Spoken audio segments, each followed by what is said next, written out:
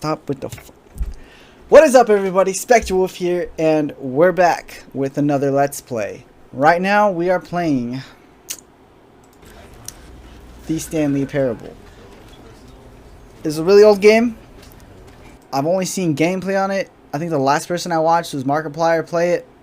Honestly, I don't remember a shit about the game. I just remember me being like, holy shit, this is a good game.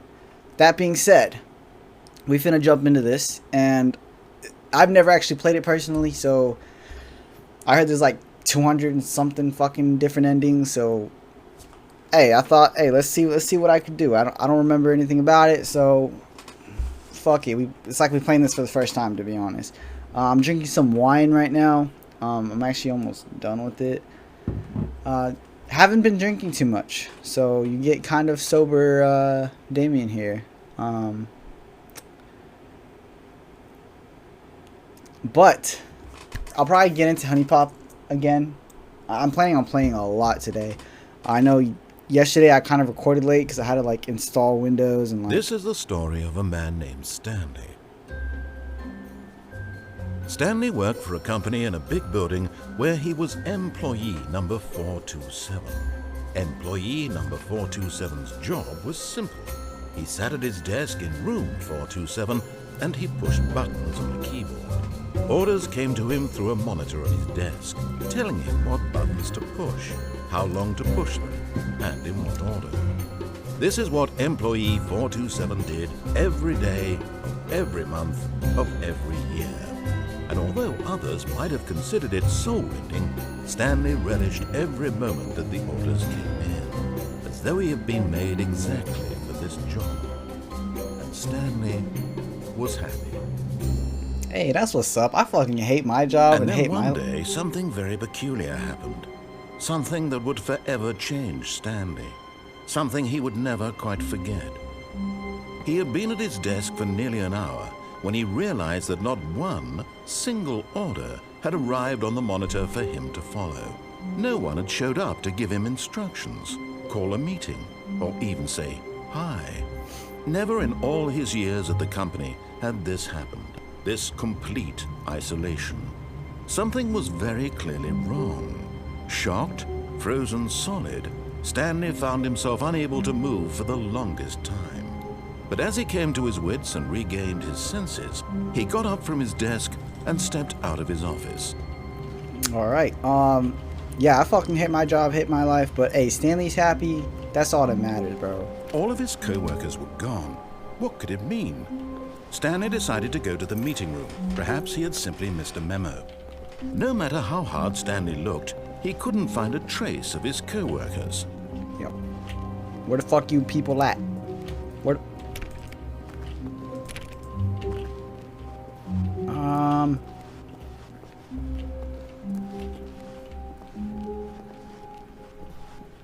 When Stanley came to a set of two open doors, he entered the door on his left. What if I want to go to the right?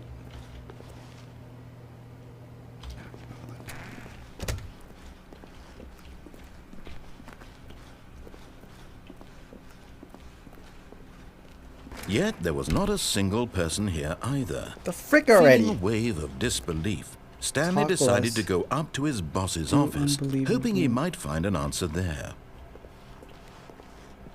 Boss's desk, eh? Coming to a staircase, Stanley walked upstairs to his boss's office. I'm already... I don't want to go all the way back up. But Stanley just couldn't do it. He considered the possibility of facing his boss, admitting he had left his post during work hours. He might be fired for that. And in such a competitive economy, why had he taken that risk? All because he believed everyone had vanished? His boss would think he was crazy. And then something occurred to Stanley. Maybe, he thought to himself, maybe I am crazy. All of my co-workers blinking mysteriously out of existence in a single moment for no reason at all. None of it made any logical sense. And as Stanley pondered this, he began to make other strange observations. For example, why couldn't he see his feet when he looked down? Why did doors close automatically behind him wherever he went? And for that matter, these rooms were starting to look pretty familiar. Were they simply repeating? No, Stanley said to himself, this is all too strange. This can't be real. And at last, he came to the conclusion that had been on the tip of his tongue. He just hadn't found the words for it. I'm dreaming, he yelled. This is I'm all a dreaming! dream. I yelled. What a relief Stanley felt to have finally found an answer, an explanation. His co-workers weren't I actually still see gone. your shadows He in my wasn't going to dreams. lose his job. I still He don't wasn't see my crazy feet in after my all. dreams. And he thought to himself, I suppose I'll wake up soon. I'll have to go back to my boring real-life job pushing buttons. I may as well enjoy this while I'm still lucid. So, he imagined himself flying and began to gently float above the ground. Then he imagined himself soaring through space on a magical starfield, and it too appeared. It was so much fun, and Stanley marveled that he had still not woken up. How was he remaining so lucid? And then perhaps the strangest question of them all entered Stanley's head. One he was amazed he hadn't asked himself sooner.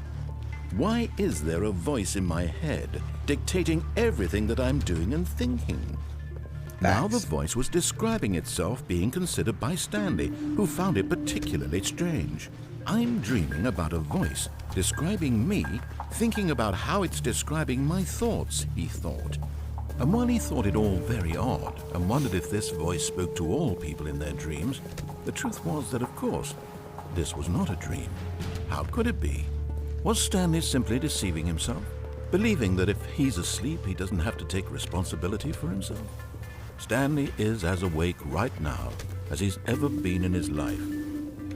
Now, hearing the voice speak these words was quite a shock to Stanley. After all, he knew for certain, beyond a doubt, that this was in fact a dream. Did the voice not see him float and make the magical stars just a moment ago? How else would the voice explain all that? This voice was a part of himself too. Surely, if he could just... He would prove it. He would prove that he was in control, that this was a dream. So he closed his eyes gently, and he invited himself to wake up. He felt the cool weight of the blanket on his skin, the press of the mattress on his back, the fresh air of a world outside this one. Let me wake up, he thought to himself. I'm through with this dream. I wish it to be over. Let me go back to my job. Let me continue pushing the buttons. Please, it's all I want. I want my apartment, and my wife, and my job. Yo, Stanley got a wife. All I want is my life exactly the way it's always been. My life is normal. I am normal. Everything will be fine. As you can fucking see. I am okay. I'm not okay. As you can fucking see. Hey, check it out. I'm still here. Stanley began screaming. Please, someone, wake me up. My name is Stanley. I have a boss. I have an office. I am real. Please, just someone tell me I am real. I must be real. I must be. Can anyone hear my voice? Who am I? Who am I? And everything went black.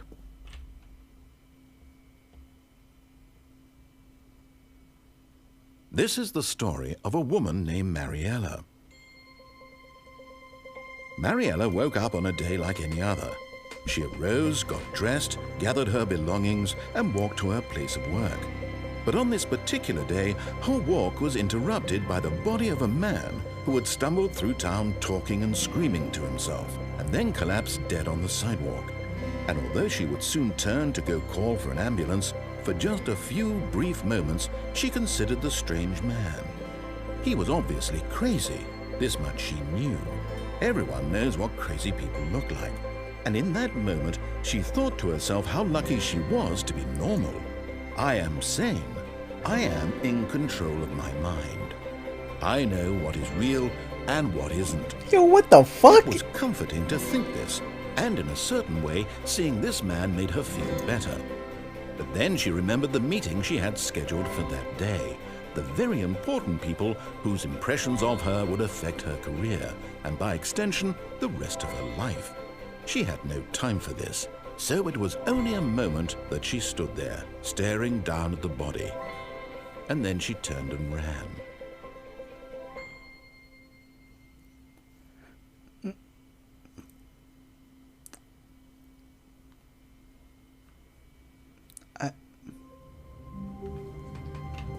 Alright, we back in it, boys. All of his co-workers were gone.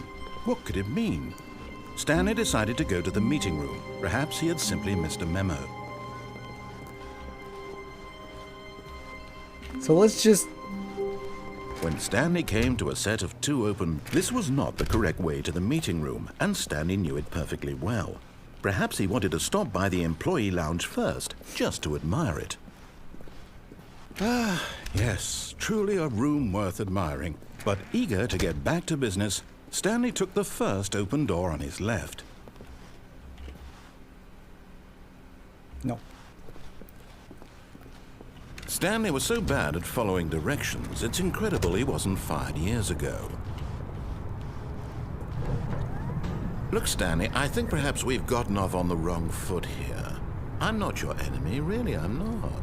I realize that investing your trust in someone else can be difficult, but the fact is that the story has been about nothing but you all this time.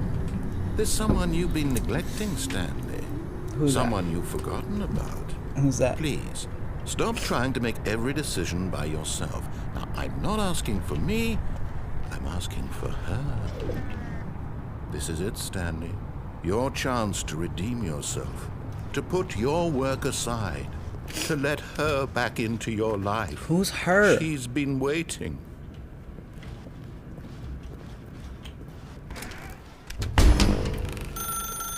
That's her, Stanley. You need to be the one to do this.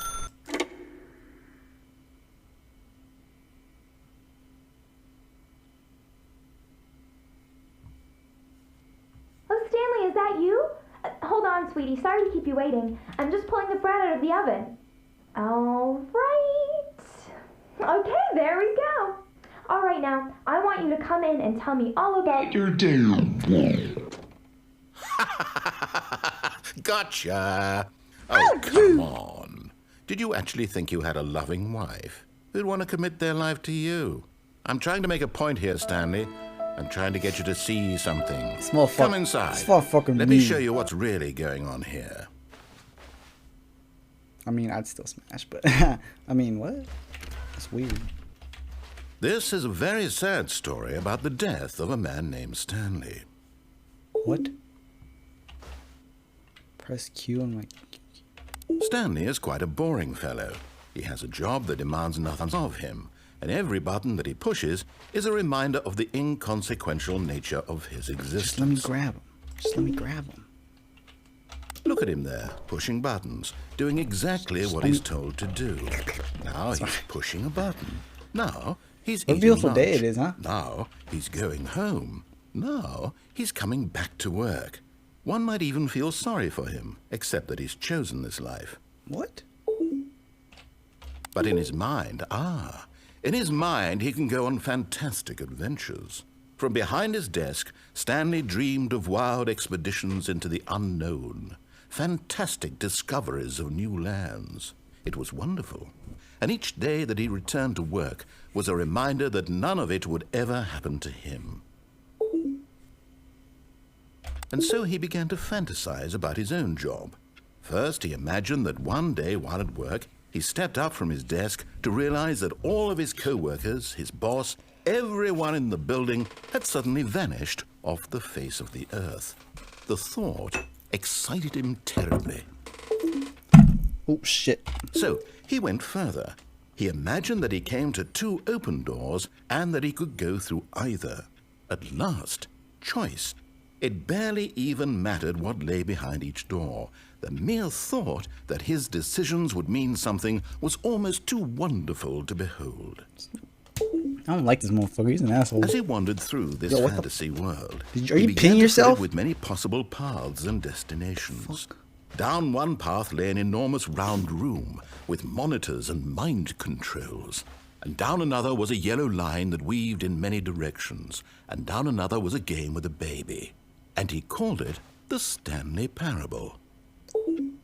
Yo, I'm trying to go to the fucking baby It room. was such a where the wonderful circle fantasy, and so in his head, he computers. relived it again, and then again, and again, over and over, wishing beyond hope that it would never end, No, someone that he shut might this always motherfucker up. feel this free. Surely there's an answer down some new path, mustn't there be? Perhaps if he played just one more time. And to tell.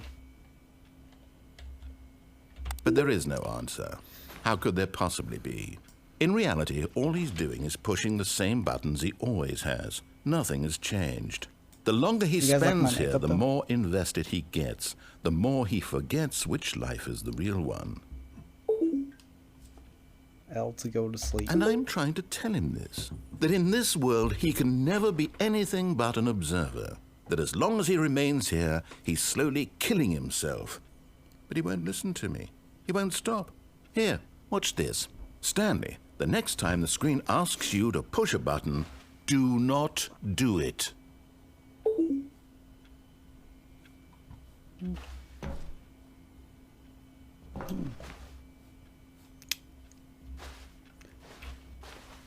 So how are you guys today? Comment down if y'all want to see more of this. I'm definitely going to keep playing and keep uploading. But if y'all just ain't vibing with it, I might just stop. I'll keep playing, but I'll just stop recording them.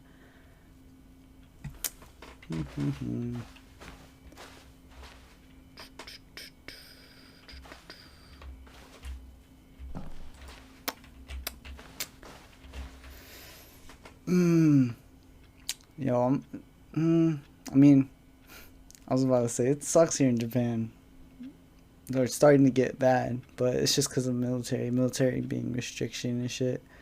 But then I remember the fucking message my dad said. Fucking chaos in America. Still want to be there, though. Still want to be there. Alright, fuck. You see? Can he just not hear me? I tried. How can I tell him in a way that he'll understand that every second he remains here, he's electing to kill himself? How can I get him to see what I see? How can I make him look at himself? Oh. Press B to question. I suppose I can't. Not in the way I want him to. But I don't make the rules. I simply play to my intended purpose, the same as Stanley. We're not so different, I suppose. I'll try once more to convey all this to him. I'm compelled to. I must. Perhaps, well, maybe this time he'll see. Maybe this time. And I tried again, and Stanley pushed a button. And I tried again, and Stanley pushed a button. And I tried. Did I do it? Did I commit die? I committed die! Alright. That's gonna be it for this episode. Alright, so those are some two fucking weird endings. I'm gonna cut this first part up. Like I said, I'm gonna keep playing. So that's gonna be it for this episode. If you liked it, please leave a like, share, comment down below if y'all want to see more. If y'all have other games y'all want to see me play.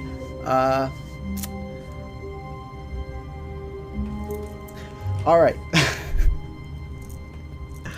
I promise I'm not drunk yet. Not yet anyways. Yo, I'm so fucking awkward. I lost my train of thought. Anyways, I will see y'all in the next video. Peace.